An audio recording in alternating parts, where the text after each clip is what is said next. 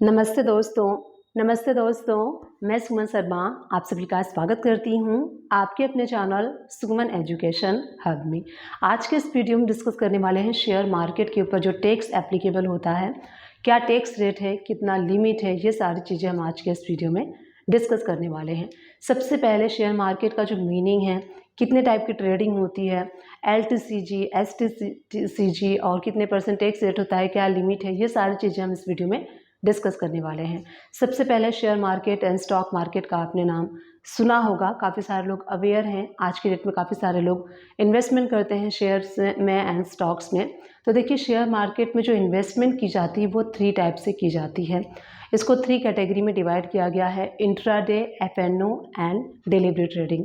जो intraday trading होती है उसका क्या मतलब होता है? इंट्राडे ट्रेडिंग मतलब होता है आज आपने शेयर परचेज किया और आज ही आपने शेयर जो है वो सेल कर दिया बिफोर मार्केट क्लोज। चाहे आप नुकसान में जाएं, चाहे आप फ़ायदे में जाएं, आज ही आप सेल परचेज करेंगे और आज ही आप शेयर परचेज करेंगे और आज ही सेल कर देंगे। उसको हम इंट्राडे ट्रेडिंग कहते हैं। F&O जो होती है वो फ्यूचर ट्रेडिंग होती है। और थर्ड जो होता है जो डिलीवरी ट्रेडिंग होती है, उसमें क्या होता है, मान लीजिए आपने आज शेयर परचेज किया और आज आप शेयर को सेल नहीं कर सकते हैं, 1 दिन के बाद आप शेयर को सेल कर सकते हैं। अगर आप कल चाहें तो कल आप सेल कर सकते हैं, अगर आप चाहें 10 साल के बाद, या फिर आप उसको लाइफ टाइम शेयर को होल्ड करना चाहते हैं तो आप कितने भी टाइम तक शेयर को होल्ड कर सकते हैं। उसको हम डिलीवरी ट्रेडिंग कहते हैं। अब इसमें देखिए, इसको भी डिवाइड किया गया है 2 कैटेगरी में। जो इंट्राडे एंड F&O है उसको गवर्नमेंट ने बिजनेस कैटेगरी में रखा है, और जो डिलीवरी ट्रेडिंग होती है उसको गवर्नमेंट ने नॉर्मल क्लास में रखा हुआ है। इंट्राडे जो है वो स्पेलेशन बिजनेस क्लास के अंडर में आता है, और जो F&O है वो नॉर्मल क्लास के अंडर में आता है। जैसे कि आप बिजनेस को रन करते हैं, वहाँ पे आप एक्सपेंसेस को मेंटेन करते हैं, प्रॉफिट एंड लॉस को मेंटेन करते हैं, जो एक्सपेंसेस होता है उसको आप क्लेम करते हैं। इसी तरीके से अगर आप इंट्राडे, अगर आपका प्रोफेशन है, बिजनेस है, वहीं इन्वेस्टमेंट करके आपका बिजनेस है, प्रोफेशन है, तो वहाँ पे भी आप क्लेम कर सकते हैं। अब देखिए, इन्वेस्टमेंट जो है वो 2 टाइप की होती है, LTCG एंड STCG। LTCG क्या होता है? Long term capital gain. STCG क्या होता है? Short term capital gain. Long term capital gain अब आपको कैसे पता चलेगा? अगर आपने शेयर परचेज करके इन्वेस्टमेंट किया हुआ है स्टॉक मार्केट में, और इन्वेस्टमेंट की जो अवधि है, जो टाइम लिमिट है, वो मोर देन 12 मंथ है, 1 साल से ज़्यादा अगर आपने होल्ड किया हुआ है शेयर को, इसको हम कहते हैं LTCG, long term capital gain.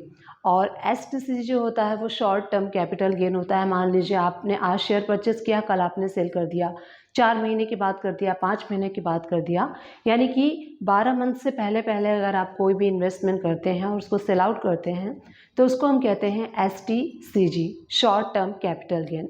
अब इसमें जो टैक्स कलेक्ट करने का है, गवर्नमेंट ने डिफरेंट तरीके से डिफरेंट स्लैब रेट बनाया हुआ है। LTCG के लिए अलग बनाया हुआ है, डिफरेंट है, और STCG के लिए डिफरेंट है, डिफरेंट स्ट्रक्चर है।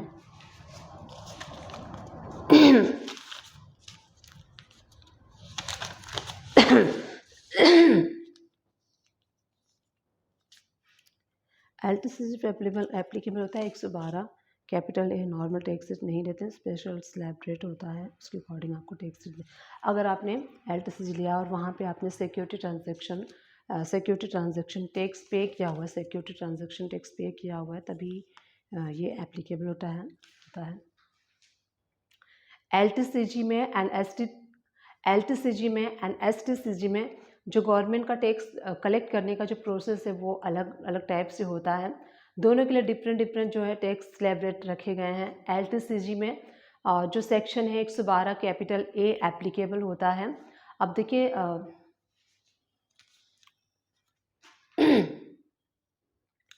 LTCG एंड STCG में जो टैक्स कलेक्ट करने का जो प्रोविज़न है, LTCG एंड STCG में जो टैक्स रेट है वो डिफरेंट है। नॉर्मल तरीके से कलेक्ट नहीं किया जाता है, स्पेशल तरीके से कलेक्ट किया जाता है। कैसे, मैं आपको बताती हूँ।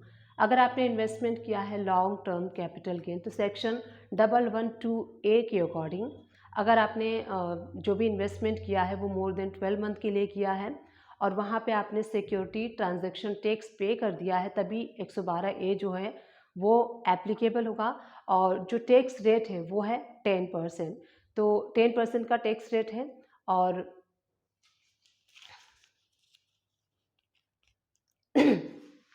और जो एग्जेम्पशन अमाउंट है, मान लीजिए आपने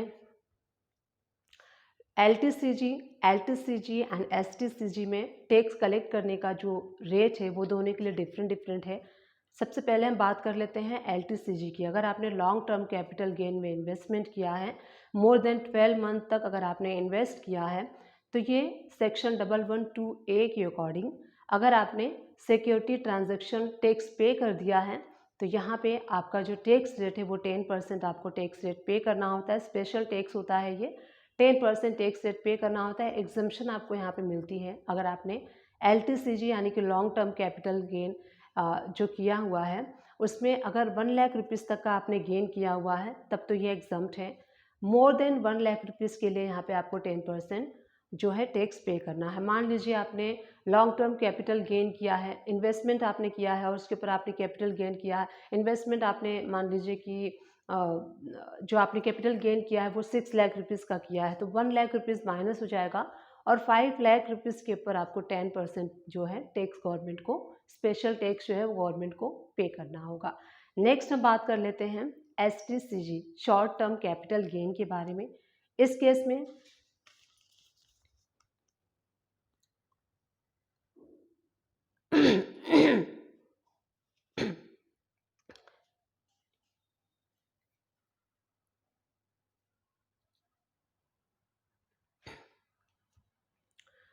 टैक्स हार्वेस्टिंग जो प्लान की जाती है टैक्स हार्वेस्टिंग प्लान जो की जाती है, टैक्स को सेव करने के लिए भी लॉन्ग टर्म कैपिटल गेन यानी कि एलटीसीजी में इन्वेस्टमेंट किया जाता है।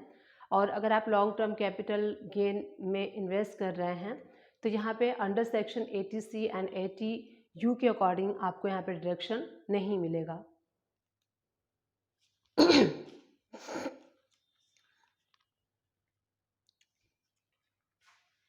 और जो रिबेट होता है 87A का, जो कि ओल्ड टैक्स के लिए ओल्ड टैक्स, और जो रिबेट होता है 87A सेक्शन के अकॉर्डिंग, और जो रिबेट मिलता है आपको अंडर सेक्शन 87A के अकॉर्डिंग, अगर आपने ओल्ड रिजीम ऑप्ट किया है तो अप टू 5 लाख रुपीज़ तक के लिए आपको मिलता है। अगर आपने न्यू टैक्स रिजीम ऑप्ट किया है तो वहाँ पे 7 लाख रुपीज़ तक के लिए आपको 87A का जो डिडक्शन मिलता है। अगर आपने एलटीसीजी में इन्वेस्टमेंट किया है और यहाँ पे अंडर सेक्शन 112A के अकॉर्डिंग अगर आप डिडक्शन लेते हैं तो आपको इसका बेनिफिट नहीं मिलेगा। जो रिबेट है 87A का बेनिफिट आपको यहाँ पे नहीं मिलेगा।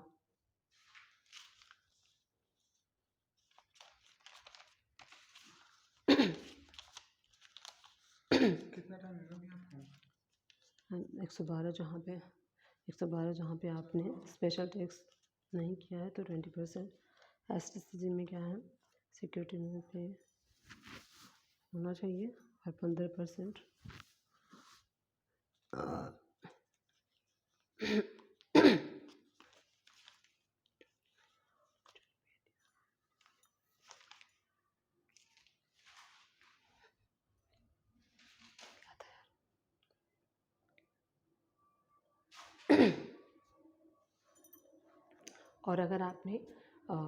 और अगर आपने एलटीसीजी के अंडर में और अगर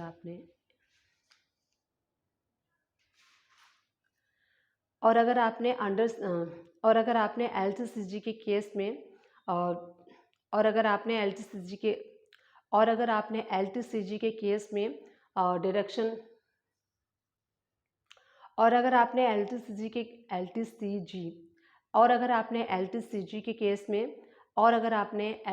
के केस में स्पेशल सिक्योरिटी ट्रांजैक्शन टैक्स और अगर आपने एलटीसीजी के केस में जो सिक्योरिटी ट्रांजैक्शन टैक्स और अगर आपने एलटीसीजी के केस में सिक्योरिटी ट्रांजैक्शन टैक्स पे नहीं किया है तो 20% आपको टैक्स पे करना होगा। अब बात कर लेते हैं एलटीसीजी के बारे में। तो एलटीसीजी में आपको 15% टैक्स जो है वो पे करना होता है और यहाँ पे आपका जो सिक्योरिटी ट्रांजैक्शन टैक्स है वो पे होना चाहिए, 15% टैक्स रेट है।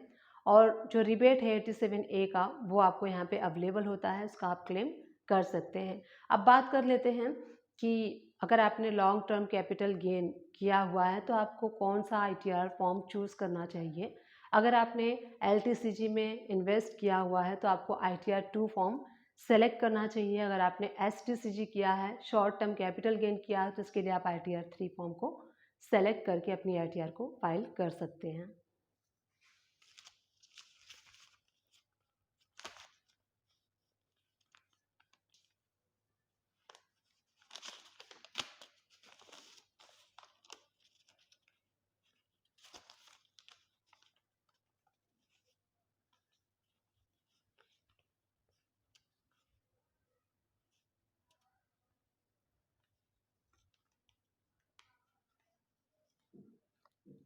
इंट्रा एंड एफ एंड ओ के लिए अगर आपने लॉन्ग टर्म कैपिटल गेन, अगर आपने एलटीसीजी में इन्वेस्ट किया है तो आपको आईटीआर 2 फॉर्म सेलेक्ट करना चाहिए। वहाँ पे स्पेशली आपको ऑप्शन मिलता है 1112A का एक आपको कॉलम मिलेगा, वहाँ पे आप अपनी इन्वेस्टमेंट को डिटेल में फिल कर सकते हैं। अगर आपने इंट्रा डे एंड एफएनओ, अगर आपका बिजनेस है और ये प्रोफेशन है तो उसके लिए आपको आईटीआर 3 फॉर्म सेलेक्ट करना चाहिए, अपनी आईटीआर को रिटर्न को फाइल करना चाहिए।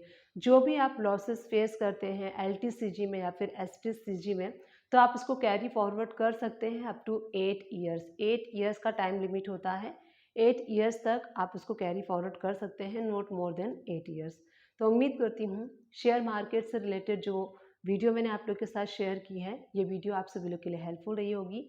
अगर हेल्पफुल रही है तो प्लीज़ मुझे सपोर्ट कीजिए। वीडियो बनाने में काफ़ी मेहनत लगती है, तबीयत मेरी नहीं ठीक रहती है, तब भी मैं वीडियो बनाती हूँ, तो प्लीज़ मुझे सपोर्ट कीजिए। चैनल को लाइक शेयर सब्सक्राइब करके। Thank you for watching, keep watching.